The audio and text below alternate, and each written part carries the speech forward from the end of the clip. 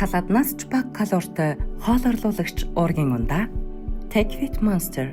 Шүүх танхим гэдэг нь ихэвчлэн хүчирхийлэл биш, хууль эрх зүйн маргаан өрнөдөг хамгийн тайван оршин тогтнох ёстой газар байдаг. Гэхдээ заримдаа нөхцөл байдал санаандгүй байдлаар өөрчлөгдөөд яллагдагч болсон этгээдүүд эсвэл бүр хохирогчийн ар гэрийнхэн драма үүсгэх тохиолдлууд гарч идэг. Та бүхэнд сонирхолтой 7 үйл явдлыг өнөөдөр ярьж өгөх болно. Нэгдүгээрт David Paradiso. David Paradisогийн хувьд шүүхийн маргаантай хэрэгт холбогдсноор байдал нь улам бүр дордож эхэлсэн. Энэ нь болохоор шүүх танхимдах эмх замбраагүй байдал хүчирхийллийн эвгүй гэмээр төх 2006 оны 12 сард түүнийг аимшигтай гэмт хэрэг өөрөөр хэлэх юм бол найз бүсгүй болох Eileen Pelt гэдэг эмэгтэйг хөнөөснөөр сэжиглэж баривчилсан. Энэ түүх болохоор шүүх танхимд болсон маш тийм эмх замбраагүй хүчирхийллийн шинжтэй нэлээд эвгүй түүх байгаа. 2006 оны 12 сард түүнийг найз бүсгүй болох Eileen Pelt-ийг хороосныхон төлөө сэжиглэж баривчилснаар эхэлсэн байна. Энэ хоёр хүний харилцаа хэдхэн 7 хоног үргэлжилсэн. Paradisогийн ээж Deborah гэдэг эмэгтэй тухайн үед машина жолоодод явж байгаа үеэр арын суудал дээр болсон эмгэнэлтэй үйл явдал байгаа. Deborah бол тухайн үед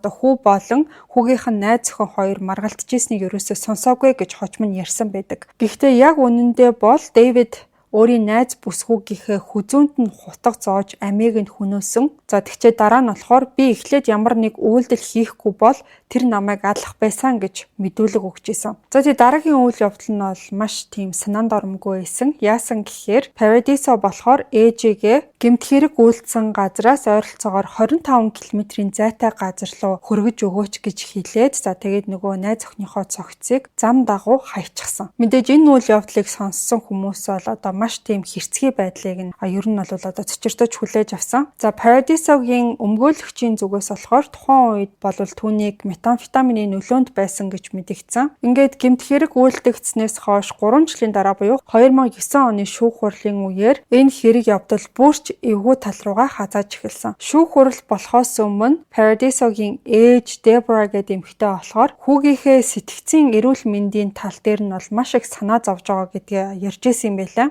Тэгчээд хүүгээ шоронд байх үеэр нь очиж уулзсан чинь маш тийм гунигтай сэтгэл санаагаар унтсан тийм байгааг нь бол анзаарсан гэдгийг хэлсэн. Тэгчээд манай хүү биедээ ингээд галт зэвсэг буу нуужиж магадгүй гэж уг нь бол ингээ хууль сахиулагчдад хэлсэн байлээ. Тэгээд хорхойхон өрөөнд мэдээж нэгжлэг хийсэн. Тэндээс бол ямар ч тийм зэвсэг олдоогүй. Тэгэхээр ээжийнх нь ярьжсэн тухайн ингээд буутай ээжиж магадгүй гэсэн зүйл нь ерөнхийдөө бол худлаа байсан гэсэн. 2009 оны 3 сард болсон шүүх хурал дээр David Paradiso найз бүсгүйгийнхээ үхлийн талаар бол мэдүүлэг өгсөн байгаа.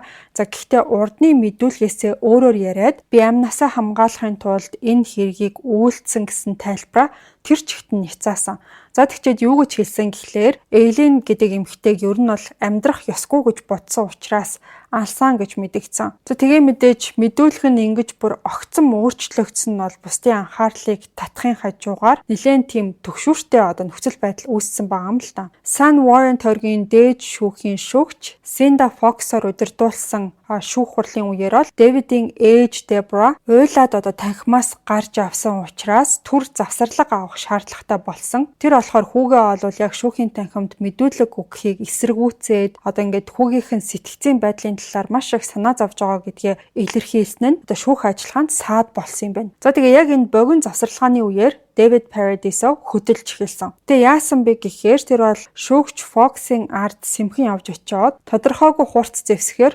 довтолж эхэлсэн. Шүүгчийн бие рүү тухайн зүйлээрээ олон удаа дүүрээд бас цохиж өшөглөөд танхимд байсан хүмүүс бол түүнийг зогсоохыг оролцсон ч мөрдөгч Eric Bradley бууга гаргаж ирээд Paradisог буутсан байгаа. Азар бол хүнд шархтсан ч гэсэн шүүгч Fox гээд хүн болохоор шүүхийн танхимаас яаралтай эмнэлэг рүү хүргэгдээд эцэст нь бол эдгэрч чадсан байгаа. Харин David Paradisогийн хувьд буудуулсан шархныхаа улмаас нас барсан юм байна. Энэ хүү гинтийн үйл явдал олон хүний амьдралд бол мэдээж гэж маш тийм гүн шарахыг үлдээсэн байгаа. Ялангуяа түүний ээж Deborah болон ах Aaron Paradiso маш их цочролд орж хэрвээ хууль сахиулагчид түүний ингээд одоо хэцүүдсэн байгаа сэтгцийн асуудлыг арай өөрөөр авч үзсэн бол ийм төрлийн эмгэг нийтлэлтэй одоо явдал болохоос зайлсхийж одоо сэрэмжлэх боломжтой байсан гэж үтсэн юм байна. Aaron гэд ах нь болохоор дүүгээ параноид шизофрен өвчтөй байсан.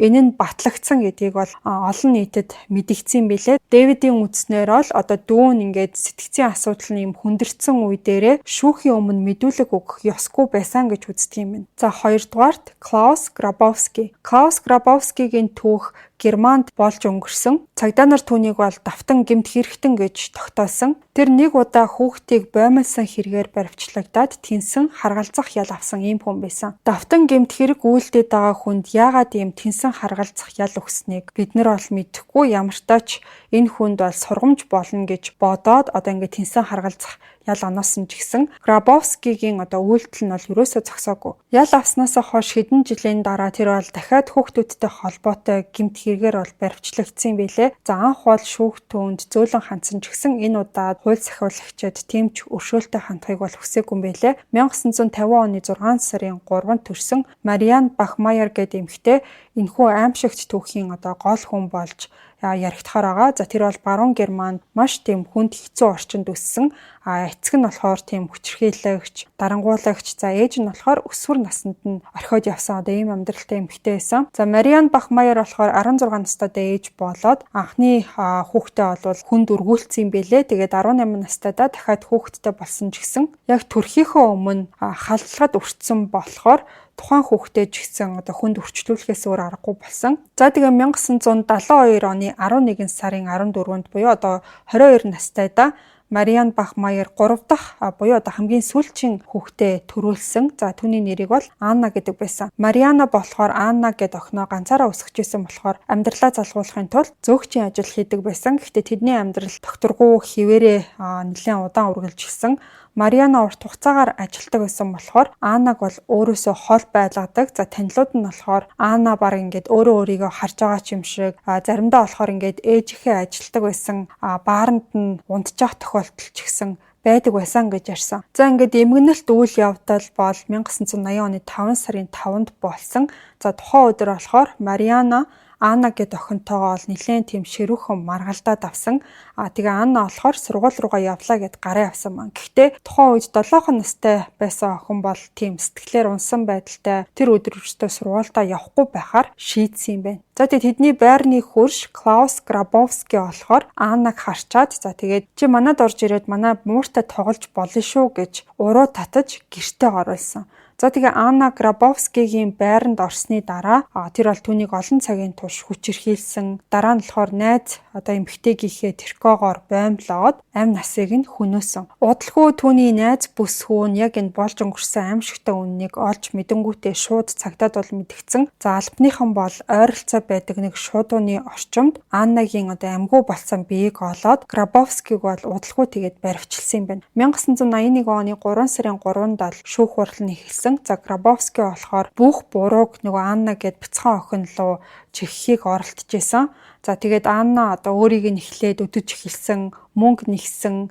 За тэгээд одоо өөрийнх нь дуртай зүйлийг энэ төр хийхгүй байх юм бол миний баг өгөнд орохгүй байх юм бол чамааг би хэлээ шүү одоо цагдаад илчлээ шүү гэж занл хийлсэн гэж мэдэгдээд өөрийгөө баг ингээд хохирогч болсон юм шиг дүрсэлж ярьсан. За ингээд ийм аимшигтай одоо хохирогчийг буруутгасан мэдүүлэг бол Аннагийн ээж Marianne-г маш их уурлуулсан байгаа. Аль хэдийнэ тэсхийн аргагүй зовлон туулсан хүнд ийм яриа ол огтхонч таалагдаагүй. За тэгээд Marianne болохоор өөрөө энэ бүхэнд арга хэмжээ авахар шийдсэн. За 1983 оны 3 сарын 6-нд ер нь бол жирийн юм шиг одоо өнгөрч исэн шүүх хурлын үеэр Marianne үйлдэлээ хэрэгжүүлсэн байгаа. За тэр бол хувцсандаа 22 калибрийн Beretta гарбууг нууцсан байсан. За тэгээ шүүх танхим Grabowski-г харсан даруйда шууд 7 удаа буутсан. Түүний 6 сум нь бол байндаа тусаад Grabowski бол газар дээрээ нас барсан. Тухайн яг буудаж авах үеэр байсан хүмүүсийн хэлснээр бол Marianne маш тийм шийдэмгий ямар ч сэтгэл хөдлөлгүй бусад хүмүүс түүнийг зогсоохыг оролдсон ч огтхонч тийм гимшсэн шинжгүй бол зогсож исэн байгаа. За тэгээд энэ үйлдэлтэй тэр бол ямар ч харамсал илэрхийлээгүй. За Мариана болохоор санаандгүй байдлаар хүний амь насыг хохироосон хэрэгтэй бол 6 жилийн ял авсан ч гэсэн ердөө 3 жилийг нь одоо шоронд идлээд гарч ирсэн байлээ. За тэр бол 1996 онд нойр булчирхайн хорт хавдраар нас барж хайртай охин Аннагийнхаа дэргэд оршуулагдсан юм байна. За 3 дугаарт болохоор Slobodin Praljak 2017 онд яг ял сонсох үеэрээ амиа хорлсон Slobodin хэрхэн шүүхийн танхимд очсон. За мөн түүнийг ийм туйлын алхам хийхэд юу нөлөөлсөн гэдгийг одоо ярьж өгье. Slobodin Praljak нь 1945 онд Югославт төрсэн Боснийн хорват хүн байсан. За тэр бол дээд боловсрол эзэмшээд профессор болоод электрон барааны бизнес эрхэлжсэн. Ерөнхийдөө бол амьдрал нь энгийн үргэлжилжсэн байгаа. Гэхдээ 1991 онд болсон Хорватын тусгаар тогтнолын дайны үеэр түүний амьдрал бол огцом өөрчлөгдөж эхэлсэн.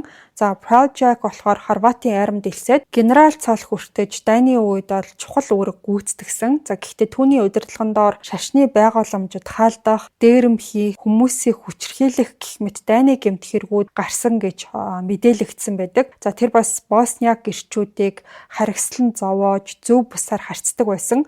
Маш тийм муу нэртэй Дрил хорихлагерт командлагч байсан хүн юм байна. 1995 онд дайн дууссаны дараа Praljak энгийн амьдралдаа эргэж ороод маш тийм амжилттай бизнесмен болсон. За тэр бол production компани, тамхины компани байгуулад 25 ном биччихсэн. За амьдралаа одоо буцаж хэвэн байлгахын тулд маш их хичээж исэн хүн байгаа. Гэхдээ 2000-ад оны эхээр бол Praljak болон өөр 5 хүнийг хуучин Югославийн асуудлаар олон улсын эрүүгийн шүүхээс дайны гэмт хэрэгт буруутгаж одоо ялсан юм байна. За тэр бол өөрөө сайн дураараа эрх баригчид дээр одоо явж очсон. За тэгээд дараа нь түүнийг бол одоо Женевийн конвенцийг зөрчсөн, дайны хууль, заншлыг бол зөрчсөн, хүн төрөлхтний эсрэг гэмт хэрэг үйлдсэн гэх мэт ноцтой зүйл ангуудаар яллахаар болсон юм байна. За энэхүү зүйлүүд нь болохоор дайны үед түүний өндөр албан тушаалтай байсантай нь холбоотой. За тэгээ түүний удирдлагын доор олон харгислал өгүүлдэгдсэн гэж үзсэн. Олон улсын эрүүхийн шүүхийн зүгээс Praljak болохоор энэ гэмт хэрэгүүдийг захиалсан эсвэл одоо мэдчихсэн ч гэсэн өөрөө бол зогсоогоогүй гэж мэдэгдсэн. За шүүх хурал нь болохоор 2006 оны 4 сард эхлээд ойролцоогоор 7 жил хүртэл ийм урт хугацаанд бол үргэлжилсэн юм билээ. За 2013 онд Praljak-ыг буруутай гэж үзээд 7 жилийн хорих ял оноосон. За тэгээд Praljak болохоор энэ шийдвэрийг эсэргүүцээд өөрийгөө гин буруугүй гэж мэдэгдсэн. 2017 оны 11 сард Гаг хотын шүүх бол түүний ялын зарим хэсгийг нь хിവэр үлдээгээд заримыг нь бол хүчингү болгосон ч гэсэн нийт түүнд бол 20 жилийн хорих ялыг оноохоор болсон. Гэхдээ тухайн үедээ тэр бол аль хэдийнэ 13 орчим жилийг шоронд өнгөрөөж гисэн байсан болохоор суллагдах хүртэл нь дахиад 7 жилийн хугацаа үлдсэн байсан. Гэхдээ Praljak болохоор энэ шийдвэрийг эрс эсэргүүцсэн. За шүүгчийн шийдвэрийг сонссны дараа бол тэр шүүх танхимд маш тийм эвгүй зүйлийг бол хийсэн байгаа. За тэр өөрийнхөө биеинд авч явж исэн тийм жижигхэн бор савнаас шингэн зүйл ууснаа би хор уучлаа гэж хэлсэн байгаа. За ингээд энэний дараа бол шүүх танхимыг яаралтай хаагаад Praljak-ыг эмнэлэгт хүргэсэн. Харамсалтай нь тэр бол зүрхний дутагдлын улмаас нас барсан юм байна. Praljak-ийн үхэл олон асуултыг хойноосоо даавалсан. За хамгийн гол нь тэр бол хорийг одоо яаж авч орсон бэ гэдэг асуудал байсан. За шүүхийн аюулгүй байдлын шалгалт бол маш тийм хатуу байдаг болохоор хэн нэгэн хор авч орох нь бараг л одоо боломжгүй гэж үздэг. За наривчлсан тийм шалгалт хийсэн ч гэсэн хортой бодисны их үүсвэр нь ерөөсөө одоо тодорхойгүй хിവэрэ үлдсэн. За энэ нь болохоор мэдээж маш олон хүмүүсийг одоо гайхшруулсан байгаа. Тэгчээд Praljak-ийн энэхүү үхэлд бол хүмүүс янз бүрээр хандж исэн. Зарим одоо олон улсын эрүүгийн шүүхийн шүүгчид энэ нь болохоор дайны хохирогчдод шудраг ёс бүрэн тогтоогдох боломжийг тэр чигт нь хаасан гэж үздэм байлээ. Ингээд Praljak гэдэг энэ хүний үхэл бол маш олон асуултуудыг үлдээгээд дайны эмгэнэлтэй хар түүхүүдийг тэр чигт нь нууцлаг хിവэр нь үлдээх нэг үйл явдал болсон гэж үздэг юм байна. Дөрөвдүгээрт Soil Angelo. Soil Angelo гэх хүний шүүх танхимд болсон үхэл үнэхээр хачирхалтай түүх байгаа. Энэ хүн болохоор олон удаагийн хүчирхийллийн гэмт хэрэгт буруутгагдж байхдаа шүүх танхимд хэн нэгэн лөө дайрахыг оролдож тухайн үед нэлээд их шуугааныг дэгдээгээд амжсан. Soil Angelo-гийн бага насны талаарх мэдээлэл бол маш бага байдаг. Харин тодорхой нэг зүйл нь юу гэхээр тэр бол Tongan Crips гэх гэмт бүлэглэлтэй холбоотой байсан. За энэ бүлэглэл нь болохоор Америкийн нэгдсэн улсын хэд хэдэн мууж бас Шинэ Зеланд, Австрали, Канада улсад үйл ажиллагаагаа явуулдаг байсан юм байна. За тэгээд 17 бүлэглэлийн гишүүнийг хамарсан 29 зүйл анги бүхий зохион байгуулалттай гэмт хэргийн яллах дүгнэлттэй энэ одоо Анжела гэдэг хүн бол холбоотой байгаа. За тухайн үед бол 25 настай байсан Анжела энэ хэрэгт нэр холбогдсон. Тэгээ зохион байгуулалттай гэмт хэрэгт буруу тогтцох хүн юм байна. 2014 онд Анжела болон түүний хамсаатнуудын эсрэг дахиад шинэ яллах дүгнэлтүүд гараад тэдний үйлдэлсэн гэмт хэрэгүүдийг улам бүр тодорхой болгож өгсөн. За тухайн үеийн нөхцөл байдлын талаарх ойлголтыг та бүхэнд хүргэе. За нэгдүгээрт болохоор тэр дөнгөж 7 хоногийн өмнө нээгдсэн тийм шинэхэн шүүхийн байранд бол шүүх хурал нь явагдахаар болсон. За хоёрдугаарт болохоор тухайн шүүх хурал оролцож исэн шүүгч за тэгээд Анжелог хинжээсэн хууль сахиулагчдын хооронд үйл ойлголцлын алдаа гарсан юм билээ. Холбооны мөрдөх товчооны мэдээлснээр бол тухайн гаргасан алдаа нь маш анхааруулжтай зүйл байсан. За шүүхэд оролцож байгаа хүмүүсийг одоо бусдад хор хүрхэхээс сэргийлээд ихэвчлэн одоо гавлах юм уу эсвэл хүлсэн байдаг. Шүүхийн одоо хууль сахиулагчид болохоор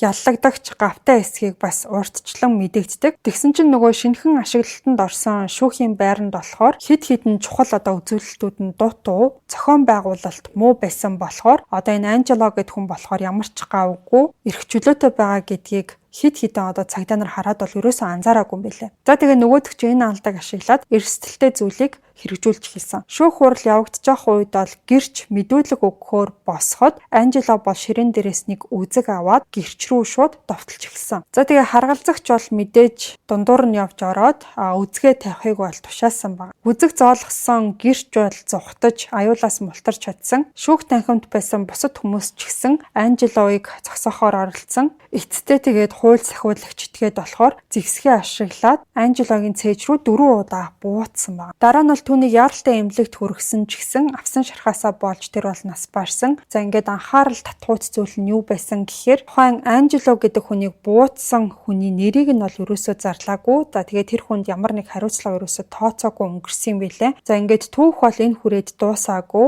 Анжелогийн гэр бүл тухайн одоо буутсан хүн за тэгээд Америк нэгдсэн улсын маршалын албыг одоо шүүхэд өгөөд хит их хүч хэрэгэлсэн гэж бол буруутгасан юм билээ. Тэд нар болохоор ингээд 4 удаа буутах нь өөрөө шаардлагаас давсан гэж үзсэн юм билээ. Энээс нь болоод энэ хэрэг бол үндэсний хэмжээнд одоо анхаарал татсан. За 2018 онд шүүхээс ол буудаж авах үеийн бичлэгийг олон нийтэд ил болгох тэр шийдвэрийг гаргасан юм билээ. Ингэснээрээ бол 4 жилийн турш нууцлаг байсан бичлэг ил болсон. Анжелогийн гэр бүлийн өмгөөлөгч Роберт Сайксын хэлснээр бол сүүлийн 3 удаагийн буудсан явдал нь тэр аль хэдийнэ газар унсан байхад нь буудсан болохоор одоо ингэж хит их хүч хэрэгэлсэн, нэгэнт шарх авцсан байхад нэмж буудсан гэсэн ийм зүйлээр бол тайлбарлаж исэн. Харин шүүгч болохоор энэ байр суурийг үгүйсгээд хэргийг нь тэр чигт нь хэрэгсэхгүй болгосон юм байна. За тэгээд Анжело гихтгээд бол гэрч рүү халтахыг оролдоод тухайн одоо буудсан хүнийг бол зайлшгүй шаардлагатай байсан гэж үзсэн. Тэгээд эцэстээ Анжелогийн гэр бүл шийдвэрийг нь бол давж заалдаагүй хэрэг аажмаар олон нийтийн анхаарлаас гарсан юм байна.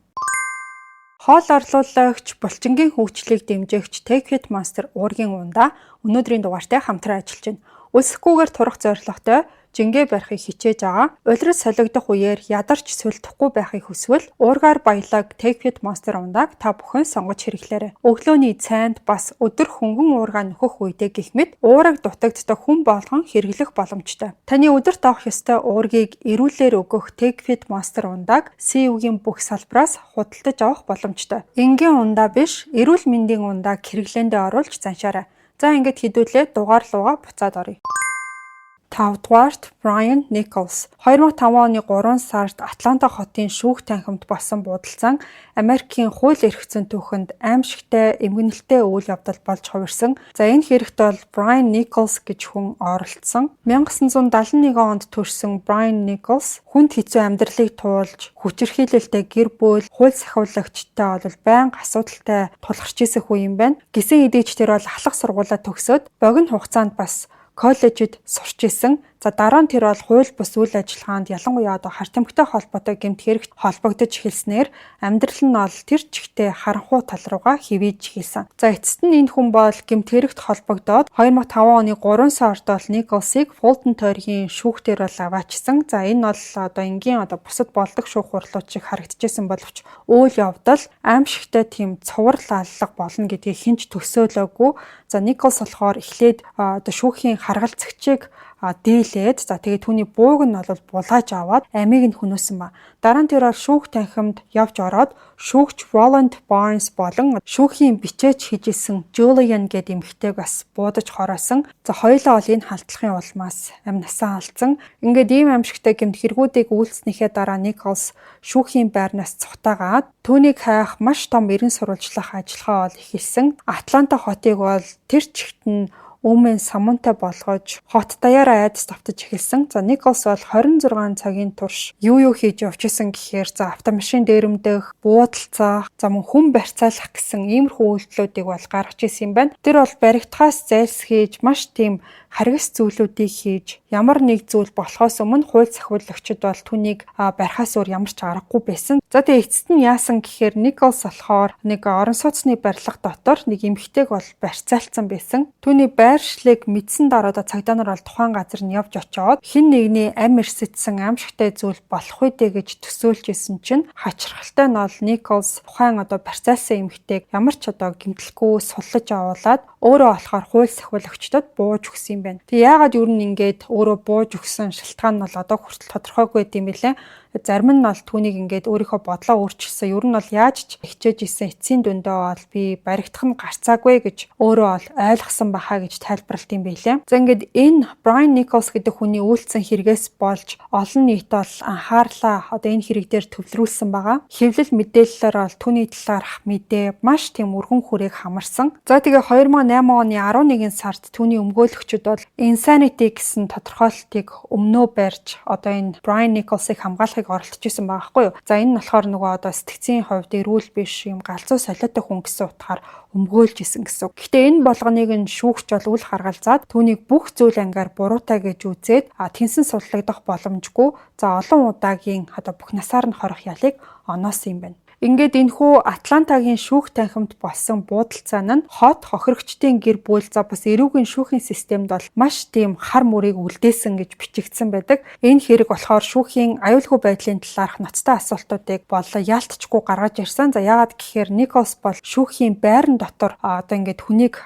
дийлээд зэвсэг олж чадсан нь бол маш том асуудал байсан. Яллагдагч хүн буу байрна гэдэг маань юу ч хийхээс буцахгүй гэсэн маш тийм аимшигтай цаг мөчийг илэрхийлэх нугасаа гарцаагүй. Энэ хэргийн дараа бол улс даяарх олон шүүхүүд аюулгүй байдлаа чангатгаад ижил төстэй явдлаас сэргийлэх арга хэмжээ авсан байдаг. Бас энэ хэрэг сэтгцийн эрүүл мэнд болон эрүүгийн шүүхийн тогтолцооны асуудлуудыг ч гэсэн томоор хөндөж гаргах тийм нэг зүйл болсон юм билээ. За Nichols-ийн өмгөөлөгч нь болохоор түүнийг аллах үйлдэж явах үеэрээ эрүүл ухаантай байгаагүй гэж мэдэгдээд сэтгцийн асуудалтай хүмүүсийг яаж дүгнэх тэднэр ч гэсэн эргэн хүн учраас эрхийнхээ дагуу яаж хамгаалагдах ёстой вэ гэсэн ийм том сэдвийг гаргаж ирсэн байдаг юм байна.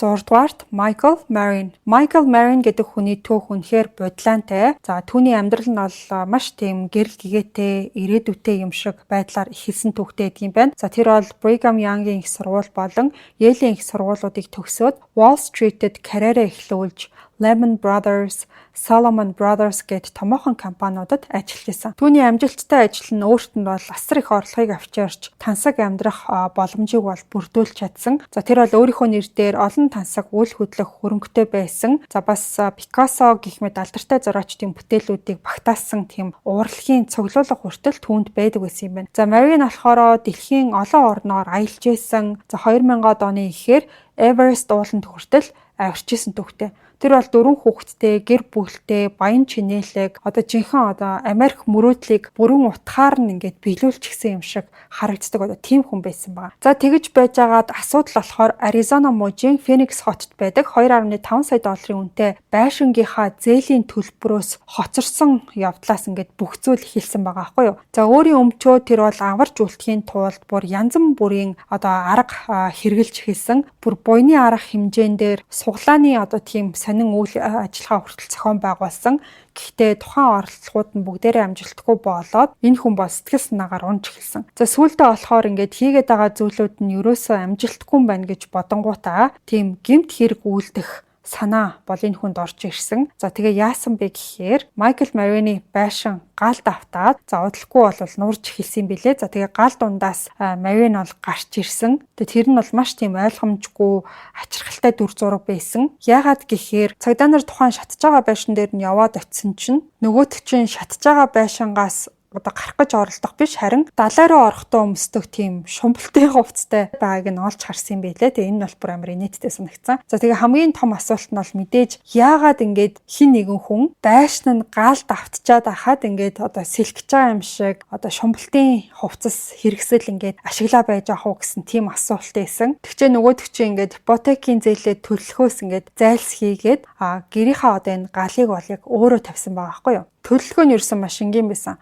Байшингаа шатаагаад тэр шумбалтын хэрэгслээ ашиглаж амьсгалж агаад зугтах. За дараа нь болохоор даатгалын мөнгө аваад санхүүгийн асуудлаасаа гарах гэсэн ийм төлөлгөө байсан маа. Гэхдээ харамсалтай нь энэ бүх төлөлгөө нь бол угаасаа бүтээгүй. Тэгээ хэд хэдэн хүчин зүйл энэ Марини төлөлгөөг бол тэр чигт нь нураасан. За эхний с сэжиг төрүүлсэн зүйл нь болохоор мэдээж нөгөө шумбалтын хэрэгсэл байсан. Хоёрдугаарт болохоор гал гарсны дараа тийм үрдэн шалгалт гэж бас хийгддэг штэ. Тэгээд хийсэн чинь байшингийн 4 өөр хэсэгт зориуд тийм гал тавьсан гэдэг нь тогтоогдсон юм билэ. Тэгчээ нөгөө галыг ингээд байшин даяараа хурдан тархахын тулд ийм утасны дугаар бичсэн ингээд дээр үднийг ийм зузаан ном шиг юм байгаад байдаг гэсэн шүү дээ. Тэр номоо хүртэл ингэж сэвж нөгөө галаа ингээд улам том болгоход л ашиглаж исэн байгаа байхгүй юу. Тэгээ энэ нь бол нэг жирийн гал энтер биш, зориудаар үйлдэлсэн хэрэг гэдэг нь угаасаа тодорхой болсон. За Майкл Марини санхүүгийн асуудал, за түүний буруу аргаар шийдэх оролдлого нь бол ингээд маш ноцтой үр дагаварт бол хүргэсэн. Галдан шатаах, за тэгээд даатгалын заллин хийхийг оролцсон гэдэг нь бол маш тийм хүнд гэмт хэрэгт тооцогдсон юм байна. 2012 оны 5 сард шүүх хурал болж эхлэхэд Марин хэрвээ буруутай гэдгийг тогтоогдох юм бол 7-оос 21 хүртэл жилийн хорих ял авах эрсдэлтэй байсан юм байна. Ингээд маш тийм хэцүүхэн гарах гарцгүй нөхцөл байдал бол үүссэн байгаа.